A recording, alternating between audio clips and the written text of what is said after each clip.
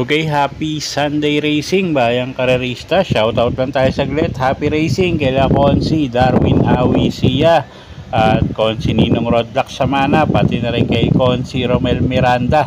Pagbati galing kay Boss JR Kabansag at happy racing na rin kay Boss Boying Balmes at shoutout kay Boss Francis ng Santa Mesa, Manila. Okay, Sunday racing nga tayo. Bayang karerista, no? At medyo manipis yung lineup natin at yun nga, medyo ito lang yung nabuo nila for the weekend. So siyam na karera tayo for Sunday racing, wala tayong karera ng Sabado at start time ng Sunday racing natin is 3:30 ng hapon. Okay, so simulan na natin yung mga giya natin. Race 1 tayo, start ng first winner take all. 3-year-old maiden race placers, distansya 1,400 meters. First choice natin dito, kalahok numero 6 na rin, no? Na si Sweet Damani. AR Villegas yung re-renta dyan at medyo maganda na may pinakita nito sa barrier niya, 1.15, no? At tingin ko mag-aumento pa to at siya nga yung first choice natin. Medyo may kainaman din naman yung linyada nitong kabayong to. So first choice numero 6, Sweet Damani. Second choice, kalahok numero 3, Confidence Game. John Alvin Guse naman yung sasakay dyan. Nagsilbing batak lang yung huling or yung unang takbo niya, no, sa maiden. So second choice natin yan, mag-i-improve yan sigurado. Okay, so sa first race, first choice nga natin numero 6, Sweet Damani. Second choice numero 3, Confidence Game. Okay, race 2 tayo, start ng first pick 5. Class 5, 6 to 10 bracket, distansya 1,400 meters. First choice natin, tingin ko medyo lamang na to, no? Numero 4, Petron. Jeff Sarati yung sasakay dyan at medyo napakagaang ng laban niya ngayon, no? So tingin ko medyo lamang na nga rin to. Numero 4, Petron. Pwedeng pangsama sa mga exotic nyo, no? Yung mga dehadong kalahok numero 2, Hot Legs, at kalahok numero 9 na si Space Jam. Magandang pangsama yan sa mga exotic. Okay, so sa race number 2, tingin ko medyo lamang yan, numero 4, Petron, at pwede ngang pangsama sa mga exotic bettings yung kalahok numero 2 na si Hot Legs at kalahok numero 9 na si Space Jam. Okay, race 3 tayo. Start ng second winner take all. Class 4, 16 to 21 bracket. Distansya 1,400 meters. Okay, first choice natin yung imported horse na rin, kalahok numero 2 na si Calendar Girl. Medyo magangin laban niya ngayon. Charles Reyes yung re-renta dyan. Isang matuling kabayo. So first choice na rin natin yan, no? Kalahok numero 2, Calendar Girl. Second choice natin, kalahok numero 6, Ruby Bell. JB Hernandez naman yung re-renta dyan. At ito, pwedeng isunod din agad tong kabayong to, no? Kasi magkaroon ng lutsyahan sa una. Yung kalahok numero 1 at kalahok numero 2. So baka makapanood ng boxing to. Numero 6, Ruby Bell. Okay, so sa race 3, first choice numero 2, Calendar Girl. Second choice, kalahok numero 6, Ruby Bell. Okay, race 4 tayo. Class 5 placers. Start ng pick 6, 1,400 meters ang distansya. First choice natin dito, kalahok numero 1 na rin na si Marengo. Nakita nyo naman to, no? Nung nanalo ng dehado. At ilang takbong natalo to. At nagkaroon ng low bearing race.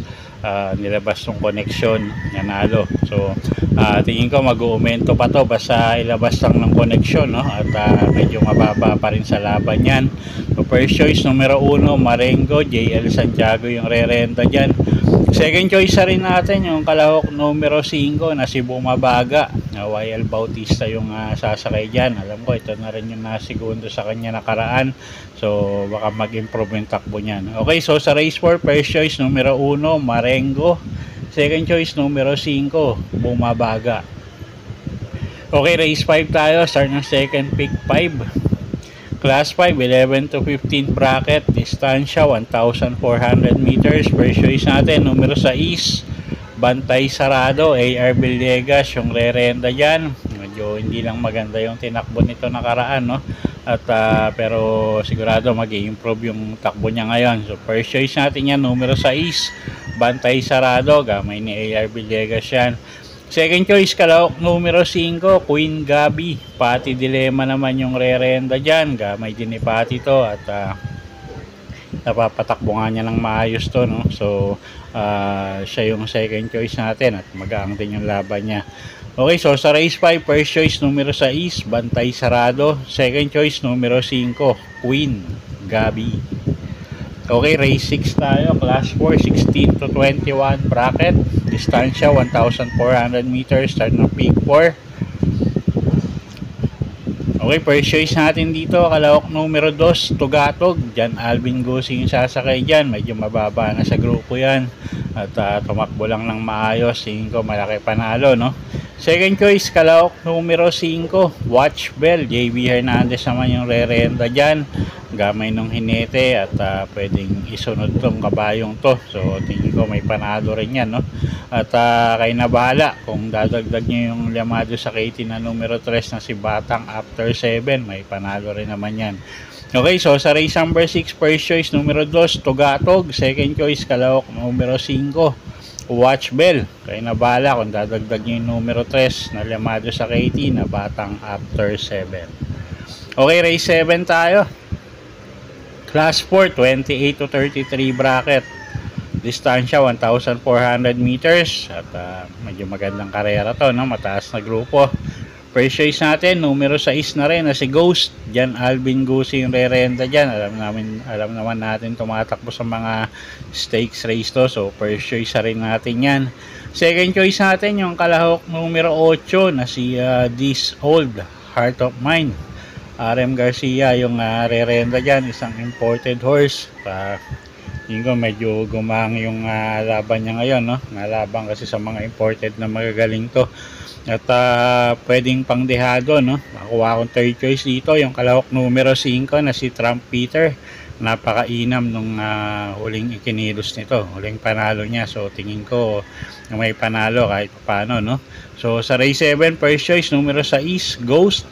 Second choice numero 8, This Old Heart of Mine. At third choice natin, kalahok numero 5, Trump Peter. Okay, race 8 tayo, penultimate race sa class 5, 11 to 15 bracket, 1,400 meters ang distansya. Okay, anybody's race to. First choice natin, kalahok numero 5, Jeng Sad Enap. RC Baldonido yung re-renda dyan. At medyo pa umento nga si Kabayo. So tingin ko malaki panalo niyan. Second choice natin, kalahok numero 7, Golden Aria. Paul Repe naman yung re-renda dyan. At third choice, kalahok numero 2, Electrify. Jericho Serrano yung sasakay dyan. Okay, so sa race number 8, first choice nga natin, kalahok numero 5, Jeng Sad Enap. Second choice, kalahok numero 7 na si Golden Aria. At third choice nga natin, kalahok numero 2, Electrify. Okay, race number 9 tayo. Last and final race for the day. Race number 9, class 4, 22 to 27 bracket. Distansya, 1,400 meters para tingan. At kung may kursunada kayong dehado rito, dagdag nyo na lang, no? Maraming may panalo dito. First choice natin dito, kalahok numero 9, Senyorita. Pabs Cabalejo yung re-renda dyan. At pag nauna, tingin ko malaki panalo, no? So first choice natin yan, kalahok numero 9, Senyorita. Second choice, kalahok numero 11 na si Over Assuming. Diyan Paul Gusi naman yung sasakay dyan.